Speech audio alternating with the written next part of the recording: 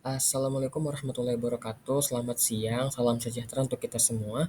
Izin Bapak, saya Akmul Veda Siregar dari kelas MG 518 akan menjelaskan tugas UTS, yaitu menganalisis mengenai 10 types of innovation. Adapun perusahaan yang saya ambil adalah Apple Inc. Apple Inc. Mengapa Apple Inc. begitu ya kan? Karena kita sendiri sehari-hari banyak menggunakan produk Apple. Seperti saya pribadi menggunakan handphone iPhone, iPad dan lain-lain seperti itu. Pada bagian pertama, saya akan menjelaskan mengenai 10 tipe inovasi dari Dublin. Di sini terdiri dari tiga bagian utama, tiga unsur utama, ada configuration, offering, dan experience. Configuration itu sendiri lebih ke apa yang ada di balik layar gitu ya, bagaimana struktur dari perusahaan atau mungkin hal yang tidak terlihat oleh konsumen. Sedangkan offering itu hal-hal yang bisa dilihat oleh konsumen kayak hal-hal yang ditawarkan kepada konsumen seperti produk performance dan produk system.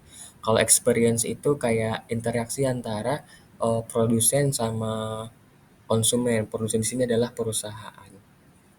Jadi untuk profit model yang kita bahas nomor satu profit model, eh, ini adalah bagaimana cara perusahaan menghasilkan pendapatan.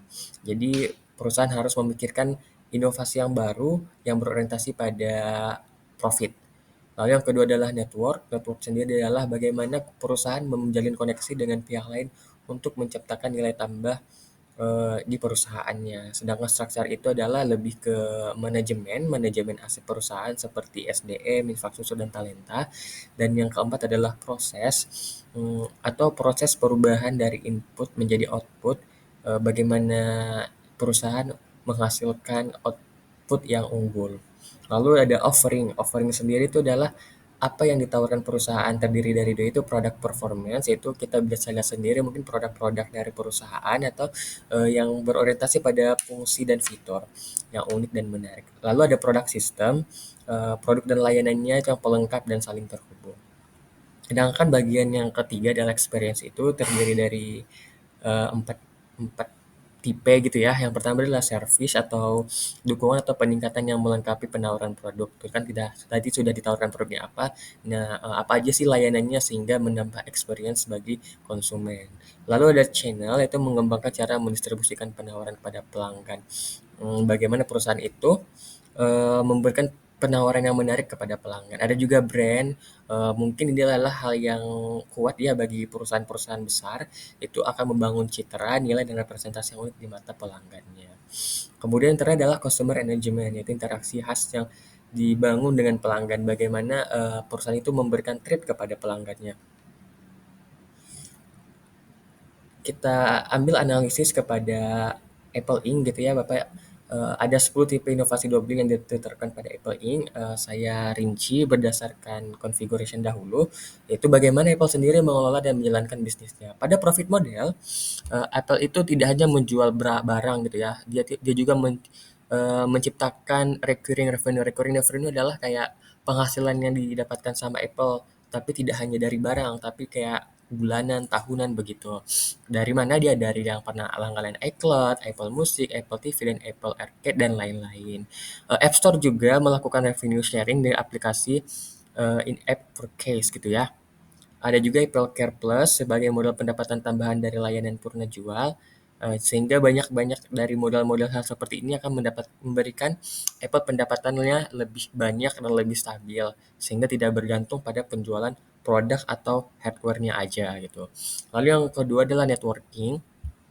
Apple juga membangun jaringan yang luas dengan berbagai pihak ya, seperti diantaranya ada Samsung juga, padahal kan kita ketahui bersama Apple dan Samsung itu kayak bersekutu gitu ya atau eh, tidak searah begitu tapi ternyata Apple sendiri tuh banyak memasok apa barang-barang dari Samsung untuk dijadikan barang dasar untuk pembuatan iPhone gitu. Ada juga kerjasama dengan developer di aplikasi App Store dan banyak lainnya, sehingga kemitraan seperti ini memungkinkan Apple mempertahankan kualitas dan memperluas ekosistem penggunaannya. Lalu struktur ini lebih ke struktur organisasi. Kita ketahui bersama Apple memiliki struktur organisasi yang unik.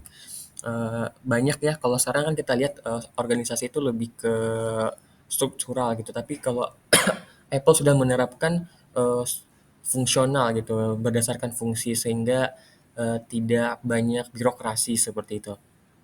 Selain itu, Apple juga memberikan investasi yang besar kepada R&D gitu ya, pada peneliti sehingga banyak hal yang diteliti, banyak anggarannya gitu sehingga menghasilkan produk yang unggul.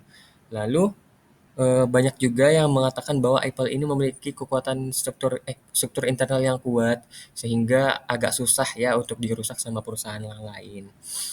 Sedangkan di proses, Apple memiliki proses yang sangat rahasia, terstandar, dan berorientasi kualitas. Oh, sudah terbukti ya, Bapak, Bapak Ibu, kalau emang produk Apple itu emang banyak banyak yang menyukainya. Desain industrinya juga ketat dan berulang-ulang, supply chain-nya juga terbaik di dunia, ini berdasarkan beberapa sumber. Lalu pengembangan chip Apple Silicon M1, M23 dengan arsitektur RM sangat efisien. Nah, inovasi-inovasi seperti ini membuat Apple menghasilkan produk yang unggul dan konsisten. Selanjutnya masuk ke tipe yang kelima yaitu produk performance. Ini adalah bagian dari offering. Apple itu berfokus pada produk yang performa tinggi dan desain premium. Kita tahu harga Apple itu mahal banget, lebih mahal dari pasar pasar telekomunikasi, maaf, pasar perangkat gitu ya. Eh, Kayak kualitasnya mungkin sama aja ya kayak kualitas dari HP yang lain, tapi entah kenapa harganya lebih mahal ya karena iPhone dengan kameranya canggih, chipnya tercepat itu di dunia, dan MacBooknya juga hemat energi. Eh, Apple Watch juga memimpin waralaba wearable di pasar, dan AirPods dengan seamless pairing. Produk Apple selalu menonjolkan kualitas, kecepatan, keamanan, dan estetika. Lalu apa bedanya dengan produk sistemnya gitu ya? Kalau tadi itu adalah performa atau kinerja produknya, sekarang adalah sistem dari produknya.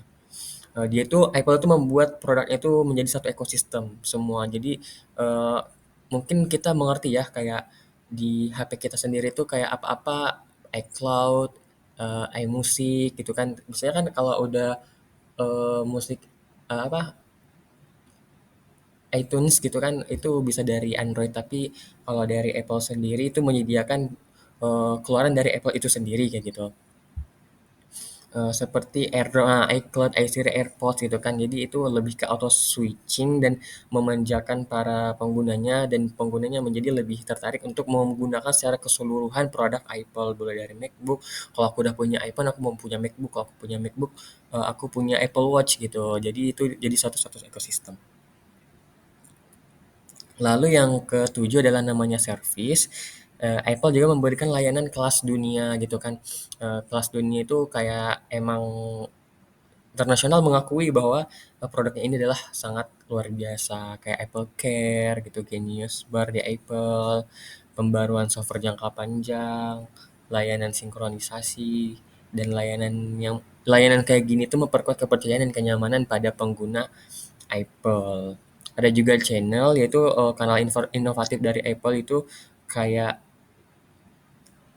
penjualan online yang melalui apple.com, melalui Apple Store. eh, Apple Store itu tidak hanya tempat belanja tapi juga pengalaman brand gitu ya. Jadi kayak selain kita bisa berbelanja, kita juga kayak bisa mencari beradu brand di Apple itu di App Store. Kita ketahui sendiri yang kesembilan ini adalah brand, yaitu identitas yang udah kuat gitu ya. Apple, siapa sih yang tidak mengenal begitu. Jadi itu lebih udah udah menjadi identitas dari Apple gitu kan, dari inovasi, kualitas, minimalisme gitu kan, kayak ukurannya yang bagus, yang slim, dan lifestyle modern gitu. Dan dia eksklusif gitu kan, kayak kita tuh kalau misalnya beli iPhone tuh pasti banyak yang pre-order gitu kan, belum aja launching iPhone 17 Pro tapi peminatnya sudah banyak dan mengantri seperti itu. Nah, orang ke-10 adalah customer engagement gitu kan. Jadi selain emang fokus pada produk, Apple ini juga menciptakan interaksi dengan para konsumennya. Kayak Apple menyediakan komunitas developer, Apple juga buat event-event besar seperti Apple Keynote, WWDC yang selalu dinanti dunia. Juga ada juga antrian peluncuran produk yang menciptakan hype gitu ya. Pasti kalau udah launching 17 misalnya gitu kan, di Twitter pasti trending nomor satu tuh Apple gitu kan. Eh, juga jadi pengguna Apple itu bukan sekedar memakai produk tapi juga menjadi bagian dari ekosistem Apple seperti itu. Yang terakhir, mungkin sudah pada bagus gitu kan, tipe inovasi pada iPhone ini sudah sangat luar biasa. Cuman karena yang memang, sedikit gitu ya sebagai pengguna Apple gitu kan, ada sedikit mungkin beberapa saran untuk Apple mungkin dari pengguna yang seperti ini gitu ya. Yang pertama itu adalah, saya mengambil dari, tipe Profit Model Innovation. Eee Menurut saya gitu kan, menurut analisis kita gitu, bahwa Apple tuh seharusnya mengembangkan paket layanan bundling yang mencakup perangkat dan layanan berlangganan dalam satu harga bulanan. Sampai saat ini menurut saya belum ada tuh ya yang kayak paket musik, paket, penyimpanan iCloud dan paket lainnya itu satu paket gitu, belum ada. Nah, kalau mungkin, untuk menciptakan profit yang lebih bagus, ada baiknya dengan menciptakan bundling gitu kan, eee, dia mengikat semua fitur-fiturnya dalam satu harga penjualan yang lebih menguntungkan bagi kedua belah pihak. Lalu yang kedua adalah saya ambil dari tipe produk performance innovation gitu ya. Eh, ini banyak banget dikeluhkan sama pengguna-pengguna iPhone gitu kan. Baterainya itu sangat sangat kecil gitu ya. Karena kan kita menggunakan handphone hampir 24 jam gitu. Jadi kita butuh baterai iPhone yang lebih besar. Jadi mohon buatlah perangkat yang baterainya lebih besar dan daya tahannya lebih panjang seperti itu. Lalu yang ketiga adalah service innovation gitu kan. Saya pribadi punya perangkat yang memang sudah rusak gitu kan, tapi saya bingung ini kerusakannya apa gitu. Jadi pas saya tanya-tanya ke counter-counter iPhone tuh banyak yang tidak tahu. Bahkan iPhone saya sampai dibawa ke Jakarta gitu.